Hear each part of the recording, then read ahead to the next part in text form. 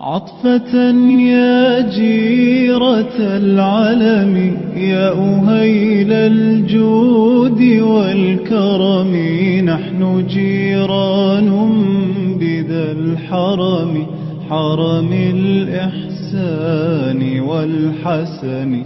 نحن من قوم به سكنوا، وبه من خوفهم أمنوا، وبآيات القرآن عنوا.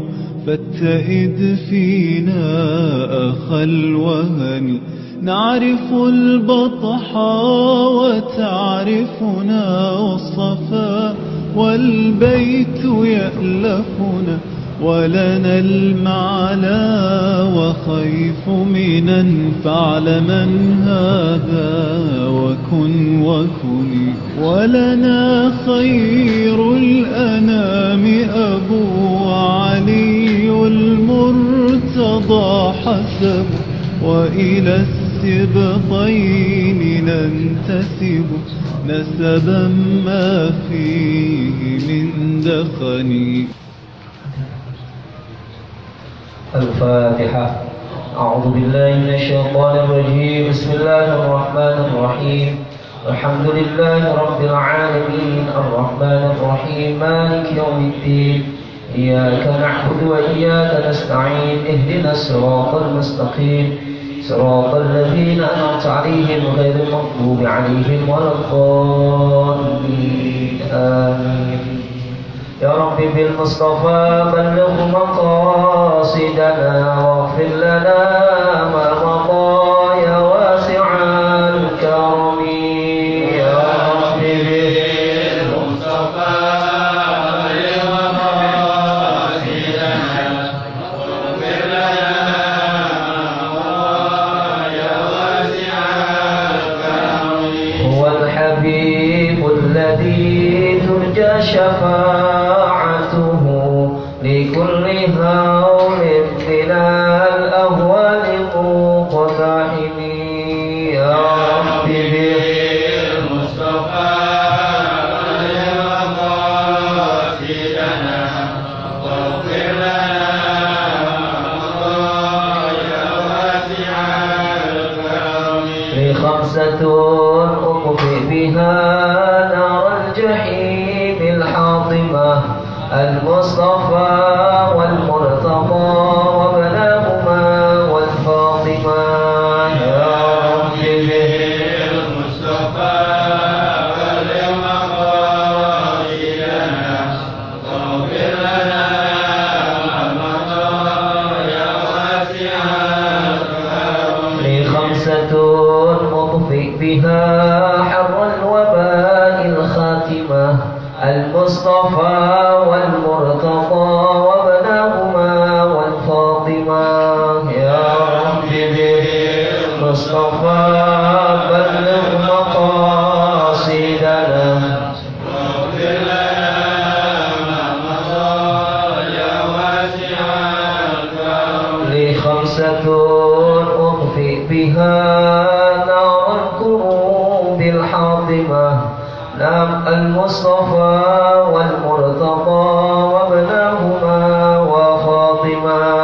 يا رب بالمصطفى بلغ مقاصدنا، واغفر لنا ما مضى يا واسع الكرم.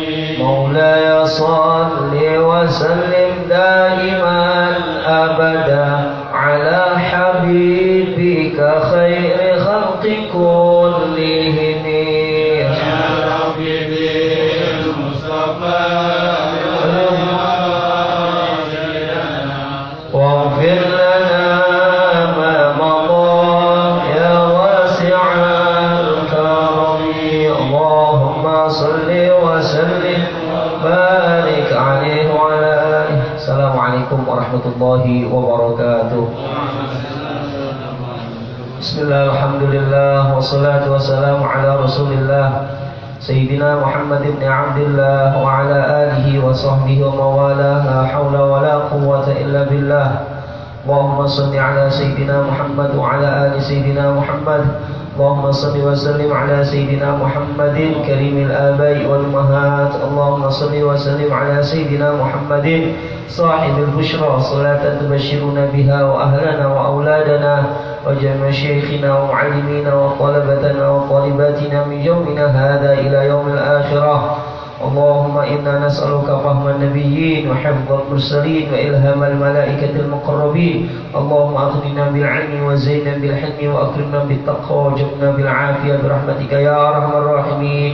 يا الله يا فتاه يا عليم افتح لنا فتوح العارفين، افتح لنا فتوح العارفين، افتح لنا فتوح العارفين بجاه سيد المرسلين سيدنا محمد صادق الوعد الأمين. أما بعد. Alhamdulillah, puji syukur pada Allah Subhanahu wa taala, di malam hari ini kembali Allah pertemukan kita di majelis ilmu. Tidaklah seorang akan dapat mencapai ketakwaan kecuali dengan ilmu. Tidak ada walinya Allah jahil, bodoh dalam hal dia memahami agama, mengenal Allah Subhanahu wa taala. Maka beragama asasnya adalah ilmu. Oleh karena itu mudah-mudahan apa yang kita lakukan ini merupakan tanda daripada cintanya Allah Subhanahu wa taala kepada kita, di mana kita dipilih oleh Allah Subhanahu wa taala untuk kita mendengar tentang kalamnya Allah, kalamnya Rasulullah, kalamnya para ulama, memahami tentang ahkam agama zahir dan batin, yang mudah-mudahan ini memberikan manfaat kepada kita dunia dan akhirat. Amin Allahumma amin. Kita lanjutkan pembacaan kitab Tanbihul Ghafilin. Asal kemarin ayat. Bismillahirrahmanirrahim. Qala mu'allifu hadzal kitab radhiyallahu anhu nafa'allahu bihi wa bi'ulumihi wa bi'ulumikum fid dharain amin. Qala al-faqih radhiyallahu anhu yanbaghi lil 'aqili an ya'tabira bi hadzal khabar wa ya'lama bi anna az-zina ma'al hayy a'zama dhanban min az-zina ma'al mayyit. Pertemuan kemarin kita sudah mendapatkan kisah yang sangat luar biasa, bagaimana seorang pemuda yang kemudian mengadu kepada Rasulullah SAW tentang dosa yang dilakukannya, dosa yang dalam pandangan manusia saja sesuatu yang menjijikkan, menzinahi mayit, yang kemudian Allah kasih kekuasaannya dengan dibangunkannya mayit itu perempuan, kemudian mengatakan betapa teganya engkau, aku dalam keadaan telanjang kemudian menghadap Allah dalam keadaan junub. Yang akhirnya dia mengadu kepada Rasulullah sampai Rasulullah juga kaget.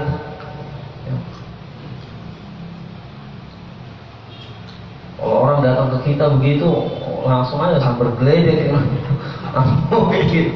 Iya, betapa apa yang dilakukannya sangat-sangat di luar peri kemanusiaan dalam bahasa kitanya. Allah. Tapi kemudian Rasulullah sampai seperti itu, terkaget-kaget dengan dosa yang dilakukannya, kemudian menyuruh orang itu untuk keluar, sampai kemudian datangnya firman-Nya Allah, pesannya Allah kepada Nabi kita Muhammad SAW bahwa orang itu jujur dalam pertaubatannya kepada Allah Subhanahu wa taala. Pemuda ini jujur 40 hari dia pertaubatan kepada Allah Subhanahu wa taala. Akhirnya kemudian, kalau engkau terima taubatku Allah, maka kabarkan kepada Nabi Muhammad dan para sahabatnya bahwa engkau menerima taubatku. Kalau enggak, ya udah disamber aja dah, ya, dari api dari langit. Seperti yang terjadi pada umat-umat terdahulu ketika mendapatkan hukuman dari Allah Subhanahu wa taala. Ini faedah juga bahwa umat Nabi Muhammad ketika melakukan satu pelanggaran agama, Allah masih tangguhkan hukumannya. Berbeda dengan kasus-kasus banyak terjadi pada umat-umat terdahulu. Jika mereka melakukan kesalahan atau dosa, langsung dibalas, langsung mendapatkan hukuman dari Allah Subhanahu wa taala. Tapi tidak, bagi umat Nabi Muhammad diberikan penangguhan. Apakah dia kembali kepada Allah Subhanahu wa taala atau tidak dengan pertaubatan yang dilakukannya. Maka dan Nabi jujur dengan kemudian menyampaikan pesannya Allah Subhanahu wa taala terhadap orang tersebut. Ketika orang sudah jujur datang dan Allah sudah memberikan garansi kepada orang itu, maka tidak ada tempat bagi kita untuk menolak. seburuk apapun orang itu, ketika dia datang dengan pertobatannya, maka ya kita harus terima. Nanti juga di sini akan dijelaskan tentang apa yang harus kita lakukan terhadap orang-orang yang melakukan pertobatan. Orang itu sudah melakukan pertobatan, tinggal kembali ke kitanya nih, yang lain. Ya, bagaimana kita nerima dianya? Nanti ada bagiannya di sini. Masih masuk bab itu.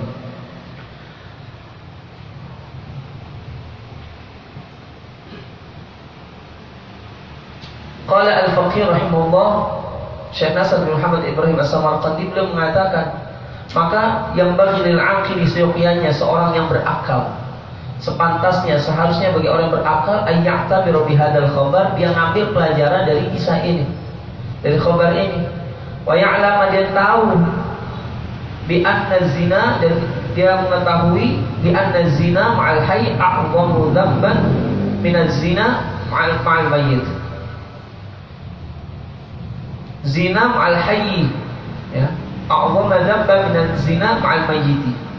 Bahwa berzina kepada orang hidup itu lebih besar dosanya dibandingkan dengan berzina kepada mayit. Kalau zina sama mayit kan kedudukannya cuma ya satu arah. Artinya yang hidup ini yang kemudian dia melakukan dosanya, imbas dosanya kepada siapa yang melakukan. Tetapi kalau berzina kepada orang hidup, ya sama-sama masih hidup, melakukan perzinahan itu lebih besar dosanya, melibatkan dua orang. Maka ketika misalnya sampai di fikih, saya teringat jadinya, kalau misalnya kita mayatnya udah diwuduin, dan tiba-tiba kemudian ada orang ya yang masih hidup tapi dia bukan mahramnya, misalnya dia kecolek ataupun apa yang menyebabkan kalau selama hidup itu membatalkan wudunya. Yang batal itu bukan mayitnya, gak usah diwuduin lagi, tapi siapa? Yang masih hidup. Itu fikihnya. Maka di sini beliau mengatakan bahwa perzinahan bersama yang kepada orang yang hidup itu lebih besar dosanya. Ambil pelajaran. Maka yang bagi ayyatuba taubatan haqiqiyatan, maka seyogyanya dia bertobat dengan tobat yang sesungguhnya. Yang seperti itu Allah masih ampuni. Apalagi kemudian dia melakukan pertobatan, dia melakukan zina kepada orang yang hidup, sama-sama melakukan perbuatan zina, wa'iyadzubillah. Maka usaha preventif kita, pencegahan kita, kalau kita punya anak, kita punya cucu, kita punya tetangga, kita punya saudara, kita punya murid, ingetin. Kalau dia habis lahiran, setelah azan kuping kanan, kuping kiri, jangan lupa bacain di kuping kanannya inna anzalnahu fi lailatul qadar. Salah satu faedahnya biar Allah jaga dia dari perbuatan zina. Ini yang diajarkan, salah satunya termaktub dalam kitab Hasyiah Al-Bajuri.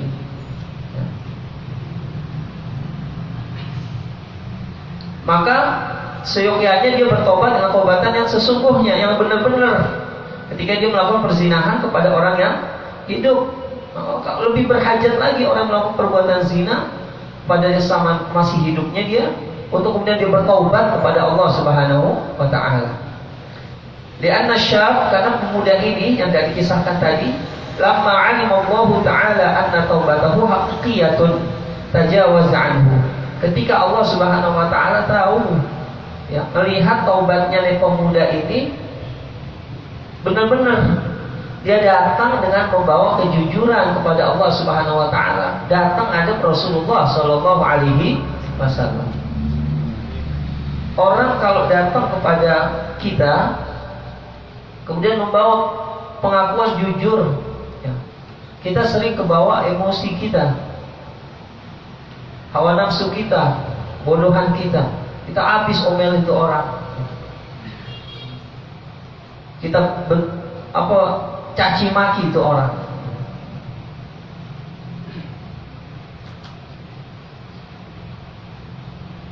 Tapi Rasulullah SAW tidak melakukan itu, ya. Diterimanya sampai kemudian datang keputusan dari Allah Subhanahu wa Ta'ala tentang diterima tidaknya taubat orang tersebut. Ketika kita datang dengan kejujuran, maka bukalah pintu taubatnya.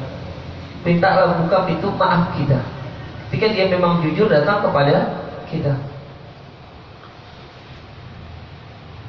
Allah tahu dia itu datang dengan membawa pertobatan yang sesungguhnya. Kalau dia nggak datang kepada Rasulullah, pasti ya, kalau misalnya dia nggak jujur dengan pertobatannya, dia pasti nggak datangin Rasulullah. Maka kita kalau pengen nih kita punya penyakit batin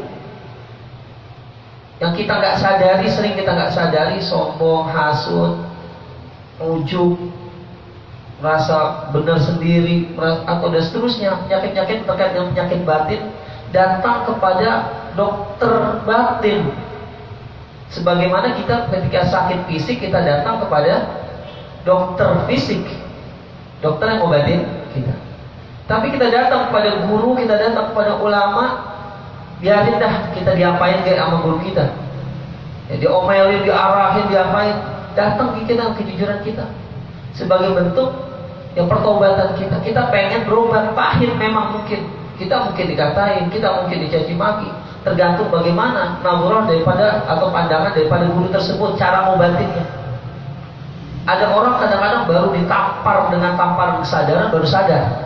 Dibenturkan dengan benturan kesadaran baru sadar. Tapi ada juga dengan cara yang lembut, dihalusin caranya.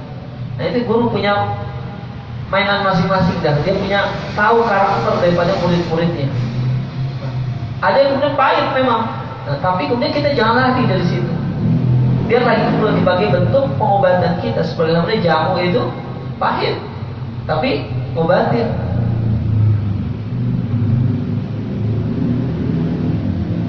Obat itu pahit, tapi kemudian ngobatin.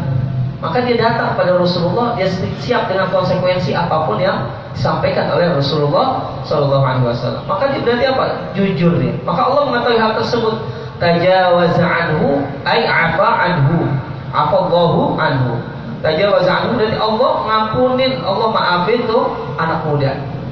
Wa yang bagi antakuna at-taubatu ala qadri dzambi. Maka kata Syekh Muhammad bin Ibrahim As-Samarqandi beliau mengatakan seyogyanya orang itu ya, bahwa taubat itu tergantung pada kadar dosanya.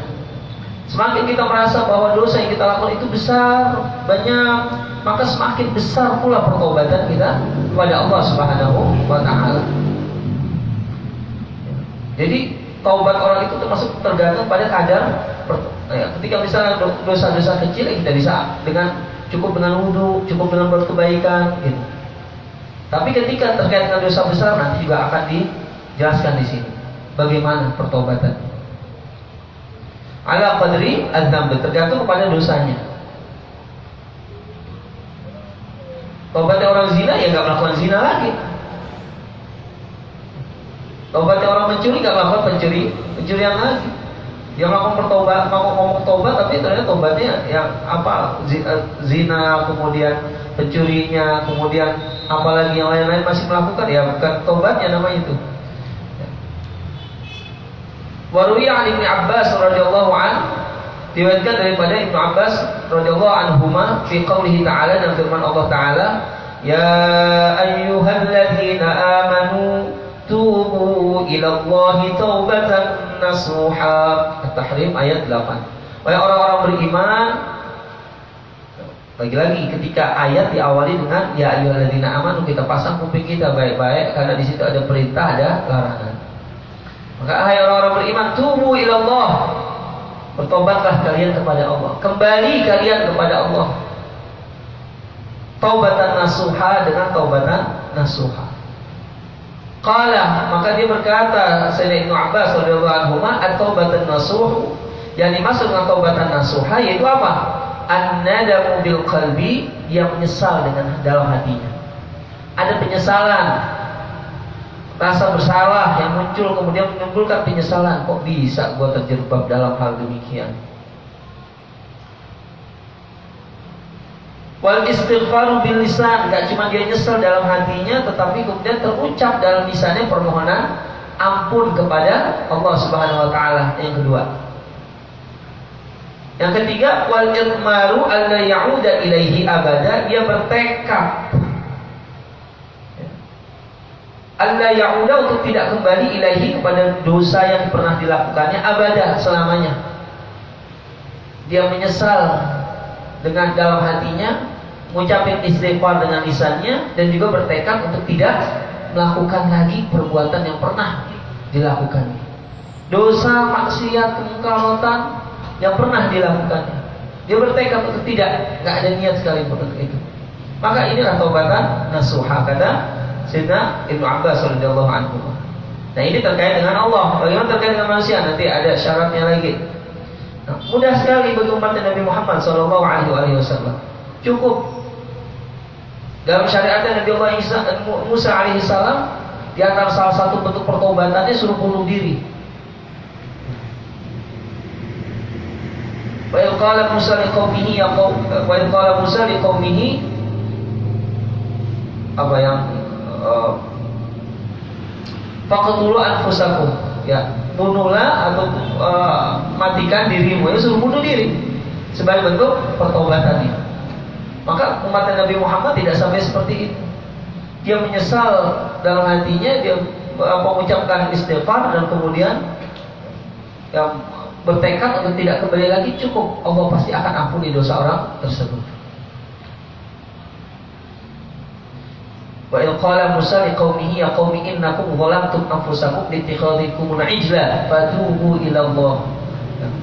Maka bertobatlah kalian kepada Allah Subhanahu wa taala.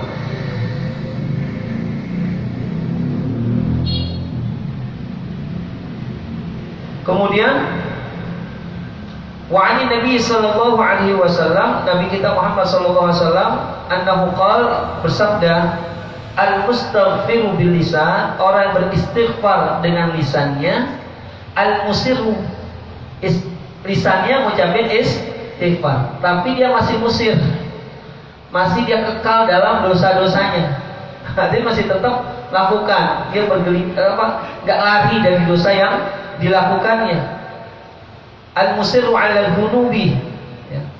Dia masih terus melakukan perbuatan dosa. Kal mustahzi'i bi rabbih, maka itu seperti orang yang ngejek Tuhannya, yang ngolok-ngolok Tuhannya, ya, main-main nama Tuhannya. Dia istighfar, tapi kemudian dia membiarkan dirinya musir 'alal dhunub, tenggelam dalam dosa yang dilakukannya. Kecuali kalau misalnya dia istighfar, dia mohon ampun, tobat benar-benar, tapi kemudian terjerembab lagi tanpa dia kuasa untuk melepaskannya. Nah, itu bukan musir. Dia mohon ampun kepada Allah Subhanahu wa taala, tapi kemudian terjerembab lagi karena kondisi dan keadaan yang dia nggak bisa lepas dari itu. Maka tidak dikatakan musir 'ala dzunub. Tapi kalau dia istighfar doang di lisannya, tapi kemudian dia masih tenggelam, bahkan tertawa dalam kemaksiatannya, nah itu bahaya. Kal mustahzi bi rabbih, seperti orang yang ngolok-ngolok Tuhannya, ngenyek kepada Tuhannya. Wa'iyadzubillah. Wa dzukira 'an Rabi'ah radhiyallahu anha annaha kanat taqul, disebutkan dari Rabi'ah al-Adawiyah, seorang sufi agung perempuan yang terkenal dengan konsep hubnya kepada Allah Subhanahu wa taala. Aku nggak peduli, di perkataannya salah satu di antaranya, aku nggak peduli apakah engkau akan masukkan aku dalam surgamu, aku nggak peduli apakah engkau akan masukkan aku ke dalam nerakamu. Nggak peduli mau dimasukin surga ke, mau masukin ke neraka ke, kata Rabi'ah Adawiyah, yang penting apa? Aku mendapatkan cintamu. Artinya apa? Tujuan dia bukan Allah, bukannya surga, karena dia bukan hambanya surga. Tujuan dia bukan ketaatan, kebaikan, bukan karena kemudian dia takut karena neraka, karena dia bukan hamba neraka, tapi yang dituju adalah Allah Subhanahu wa taala. Ketika seorang melakukan kebaikan, ketaatan, ibadah karena dunia, maka akhirat akan lari darinya. Dia tidak akan mendapatkan akhirat. Ketika ada orang yang melakukan amal kebaikan, ibadah, ketaatan, apapun itu bentuknya, kalau dia melakukan karena akhirat, maka dia terhalang dari Allah Subhanahu wa taala. Kita bukan hamba dunia, kita bukan hamba akhirat, tapi kita hambanya Allah Subhanahu wa taala. Maka lakukanlah segala sesuatu li ajlillah, karena Allah Subhanahu wa taala. Beliau mengatakan, inna istighfarana yahtaju ila istighfarin katsirin. Sesungguhnya istighfar kita itu butuh kepada istighfar yang banyak. Kita istighfar kita. Istighfar di atas istighfar. Jangan-jangan istighfar kita cuma istighfar pada lisan saja. Jangan-jangan istighfar kita cuma main-main doangan. Jangan-jangan istighfar kita cuma nggak jujur di hadapan Allah Subhanahu Wa Taala. Maka butuh diistighfari lagi. Sebagaimana kita juga disuruh untuk bersyukur atas syukur yang Allah berikan kepada kita. Kita dapat nikmat, kemudian kita bersyukur kepada Allah. Nah, kita bersyukur atas syukur yang Allah berikan kepada kita. Bersyukur di atas syukur. Nah, ini yang sering kita lupakan. Jadi senantiasa kita terus bersyukur. Bahkan tidak dikasih syukur pada Allah, kita bersyukur pada Allah Subhanahu Wa Taala. Kita beristighfar kepada Allah. Jangan-jangan kita perlu mengistighfari. Bahkan kata beliau, kita butuh kepada istighfar yang banyak.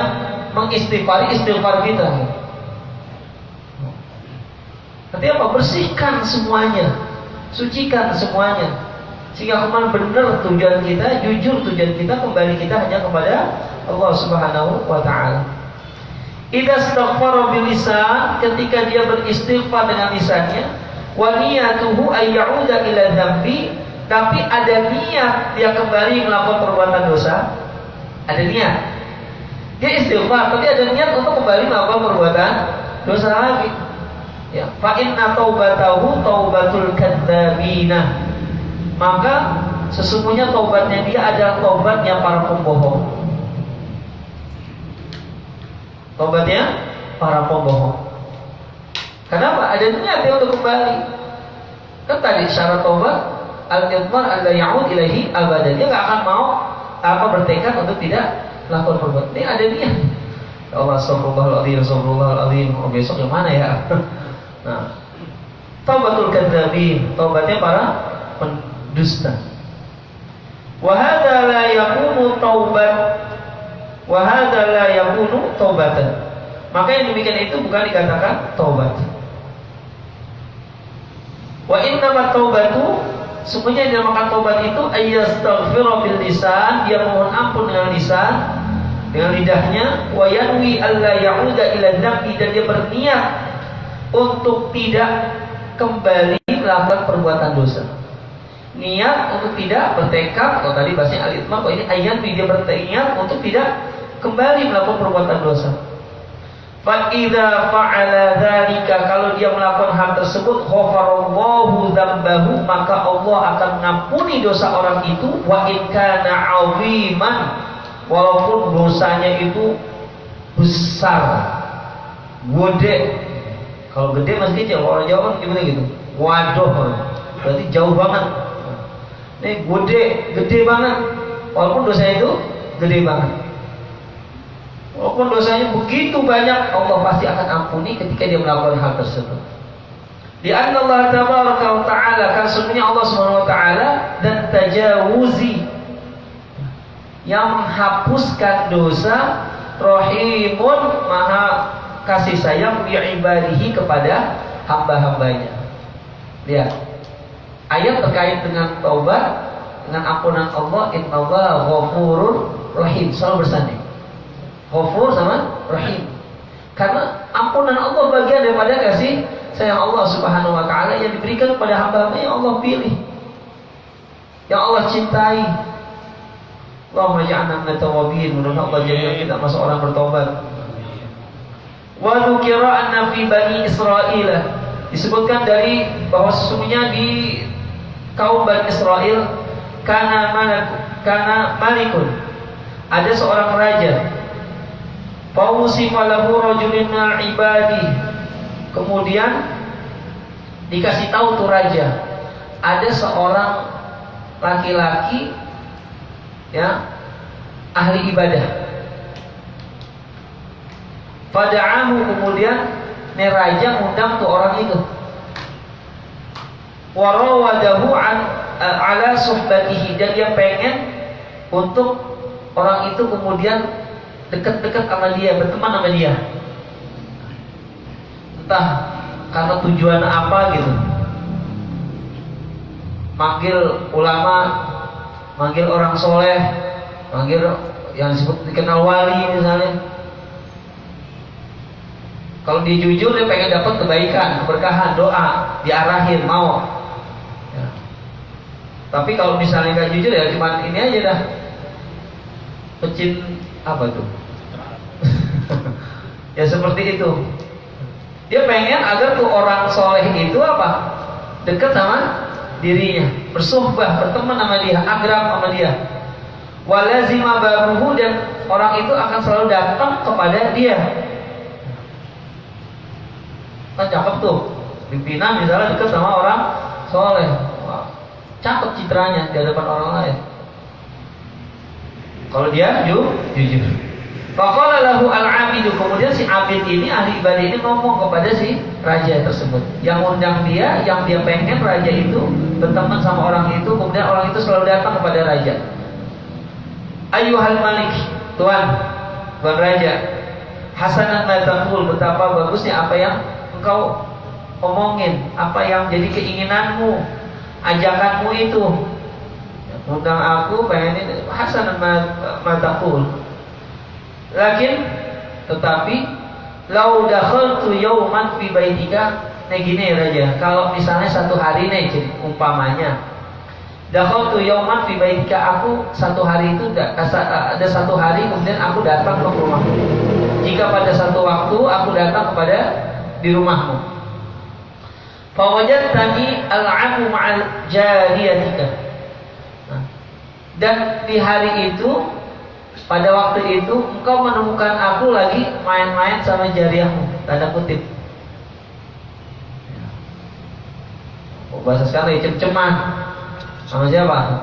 Jariahnya. Jariah itu budak perempuan, tapi yang masih muda. Kalau yang sudah tua namanya amat.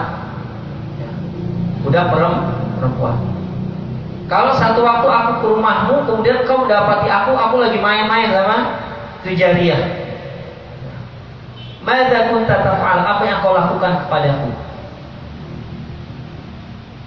Fa ghadiba al-malik, marah nih raja dengar kayak gitu.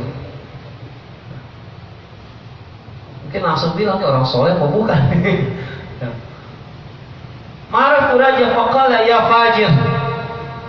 Fasik, orang durhaka, orang gila gitu bahasa kitanya.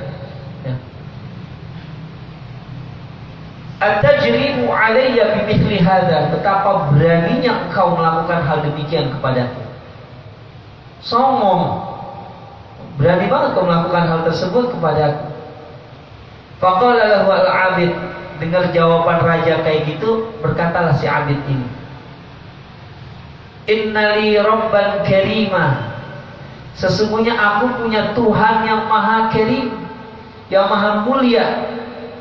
Lau ro'a minni sab'ina dzamban fil yaum, kalau ro'ani Tuhanku itu melihat aku melakukan 70 dosa fil yaumi, dalam satu hari.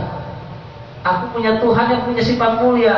Kalau dia melihatku melakukan dosa 70 kali dalam satu hari, ma ghadiba alayya, dia enggak marah kepadaku. Wala qaradani an babihi, dan dia enggak nolak, tidak mencampakkan aku dari pintunya, enggak ngusir aku dari pintunya Tuhanku itu. Wala haramani rizqahu, dan dia enggak mengharapkan rizkinya kepadaku, masih tetap dikasih rizki walaupun begajul, walaupun bejat, walaupun enggak ada imannya, bahkan tidak mengharapkan kepadaku rizkinya. Fakaifa ufariqu babahu, bagaimana mungkin aku berpisah dengan pintu Tuhanku itu, pintu Tuhanku itu. Walzamu baba man yaghdabu alayya qabla an a'siyahu, dan kemudian aku berdiam diri, berpegang teguh kepada pintu orang yang marah kepadaku sebelum aku bermaksiat kepadanya. Baru ngomongin kayak gitu, belum terjadi, udah marah duluan. Aku punya Tuhan yang mulia, yang punya kalau aku melakukan dosa salah 70 kali satu hari, dia nggak menolak aku, masih tetap menerima, bahkan masih tetap rezeki diriku ini. Gak diusir dari pintunya. Dia datang ke rumahnya Allah, dia sujud, dia nangis, masih tetap diterima. Gimana aku ninggalin pintu Tuhanku itu, kemudian aku lari kepada engkau yang aku belum melakukan kemaksiatan saja, pembangkangan saja, kau sudah marah. Pakai kalau ra'aitani fil maksiyah, bagaimana kalau engkau beneran melihat aku melakukan maksiat? Itu baru kalau beneran, oh udah pasti lebih. Tsumma kharajakunna, keluar tuh orang si abid ini. Tsumma kharajakunna, ninggalin tuh raja. Udah cengok aja tuh rajanya, bengong. Ya. Inilah nasihat yang sangat berharga bagi kita, bahwa Allah tidak akan pernah meninggalkan hambanya. Allah tidak akan mencampakkan hambanya dari pintunya. Dia akan selalu membuka kepada siapapun yang datang kepadanya dengan pertobatan yang dilakukannya. Ghafirudz dzamb wa qabilud tawb. Allah menerima, Allah mengampuni dosa dan menerima taubat setiap hambanya. Wa huwal ladzi yaqbalu taubata 'an ibadihi wa ya'fu 'anis sayyi'at. Dia akan menerima taubat dari hambanya dan maafkan kesalahan. Qala Al-Faqih radhiyallahu an, berkata Syekh Nasr bin Muhammad bin Ibrahim As-Samarqandi, ad-dzambu 'ala wajhain, dosa itu ada dua bentuk.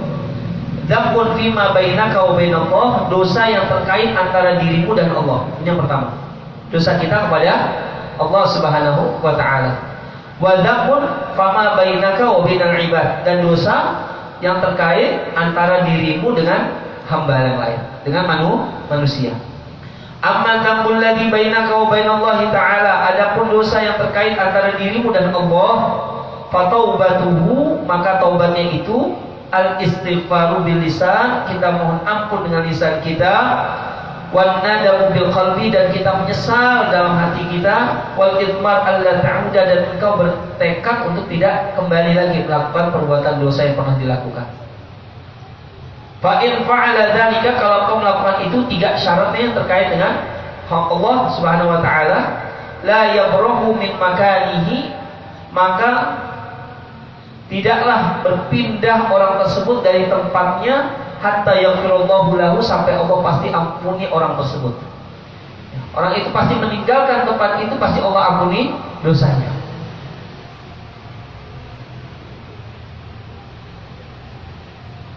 Illa ayyatruka syai'an minal faraid, kecuali, nah tadi slide 3 tadi, kecuali kalau ia meninggalkan sesuatu dari kefarduan. Kalau ada ibadah-ibadah atau hal-hal terkait yang sifatnya fardu yang kemudian dia tinggalkan sebelumnya, maka yang tiga ini, istighfar, penyesalan, kemudian bertekad tidak melakukan perbuatan dosa, ini tidak cukup. Yang ketiga, dia meninggalkan sesuatu yang sifatnya fardu. Fala tanfa'uhu at-taubatu, maka enggak manfaat taubatnya, malamnya qudi ma fatahu, sebelum dia mengqadha, mengganti apa yang telah lewat. Misalnya dulu dia tukang mabuk-mabukan, dulu tukang main perempuan sampai enggak sempat sholat, enggak sempat puasa, itu termasuk terkait dengan faraid. Maka taubatnya dia, selain dia tidak melakukan perbuatan zina, tidak melakukan minum-minuman atau yang lain-lainnya, taubatnya dia itu menyesal, istighfar, kemudian bertekad tidak kembali lagi, juga dia mengqadha, mengganti hal-hal yang fardu yang sebelumnya dia tinggalkan.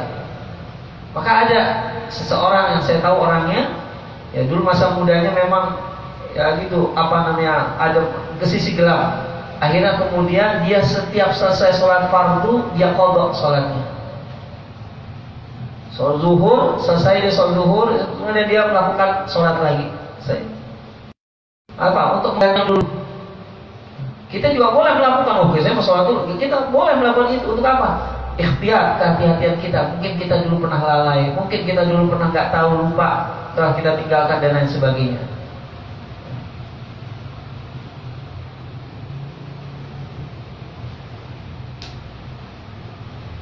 Dikit lagi nanggung ya.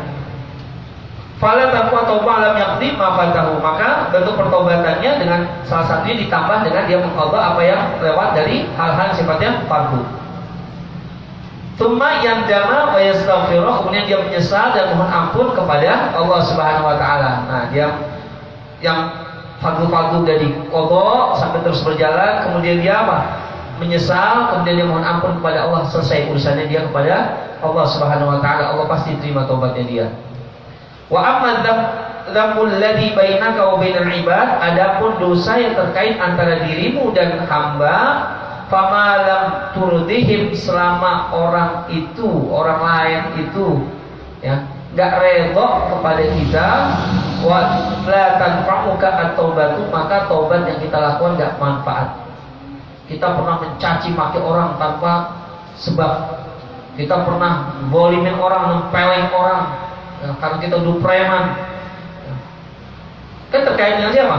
Manusia yang lain. Maka gak cukup istighfar, gak cukup penyesalan, gak cukup gak melakukan perbuatan itu lagi, ya. Tetapi apa? Kita minta keridhaan tuh orang, hatta yuhalliluka, sampai kemudian tuh orang halalin kita. Termasuk kita ngambil barang milik orang yang kita nggak tahu, orangnya reda apa enggak. Wah, orangnya udah meninggal.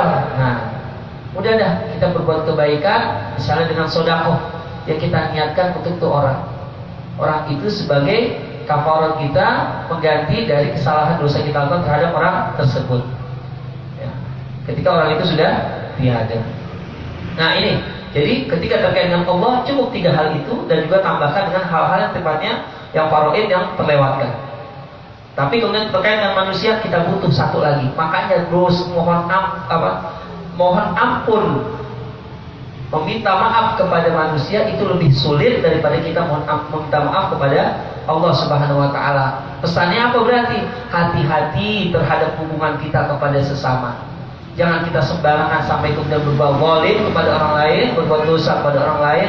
Kenapa? Kalau dia nggak redha, dia nggak terima, nah urusannya jadi panjang nih, bahaya bagi kita.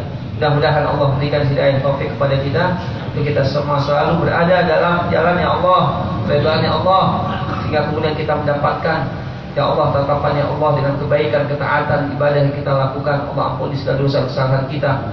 Allah arahkan kita selalu pada jalannya Allah Subhanahu wa taala, dan keberkahan majlis ini dan keagungan Nabi Muhammad dan keluarganya. Al-Fatihah.